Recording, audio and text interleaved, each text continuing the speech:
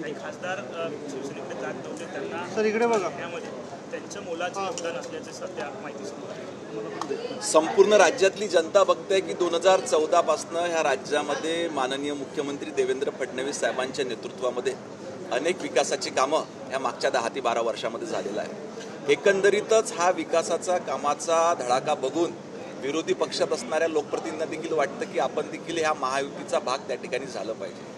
महायुतीमध्ये काम करताना राज्याचे उपमुख्यमंत्री सन्माननीय एकनाथ शिंदे साहेब असो, आमचे मुख्यमंत्री आदरणीय देवेंद्र फडणवीस साहेब असो, आदरणीय सुनित्रा वहिनी असो, अतिशय वेगवान पद्धतीने हा महाराष्ट्र विकासाच्या दिशेने त्या ठिकाणी वाटचाल करीत आहेत. आणि म्हणूनच आपण जे काही म्हणतो की ऑपरेशन टायगर असो किंवा इतर पक्षातले लोकप्रतिनिधी यांचा महायुतीमध्ये समावेश होणं असो, तर निश्चितपणे ह्या सर्व कामांची दखल घेऊन ह्या लोकप्रतिनिधींनी याच्यामध्ये प्रवेश केला आहे. प्रश्न असा उरतो की समजा जर हे खासदार भाजपकडे यायला तयार होते तर मग त्यांना शिंदेकडे का पाठवतात? नाही, बघा, जे सरकार कार्यरत आहे ते महायुती म्हणून सरकार ह्या राज्यामध्ये कार्यरत आहे. त्या ठिकाणी आदरणीय फडणवीस साहेब असो, आदरणीय एकनाथ शिंदे साहेब असो, हे शेवटी महायुती म्हणून या ठिकाणी राज्यामध्ये काम करतात.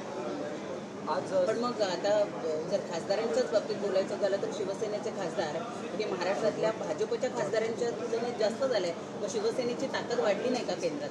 मी एकंदरीतच आपल्याला सांगतो, आम्ही जेव्हा महाराष्ट्रामध्ये काम करतो तेव्हा महायुती म्हणून त्या ठिकाणी काम करत असतो. राज्यामध्ये शिवसेनेचे निश्चितपणे खासदार जास्त असतील, पण एकंदरीतच देशामध्ये भारतीय जनता पार्टीचे खासदार त्या ठिकाणी जास्त आहेत. परंतु कोणाचे जास्त कोणाची कमी हा मुद्दा नसून महायुती म्हणून चांगल्या पद्धतीने हा राज्यामध्ये काम करणे आणि राज्यातल्या जनतेची सेवा करणे हे सर्व पक्षांचं काम या ठिकाणी आहे. धन्यवाद.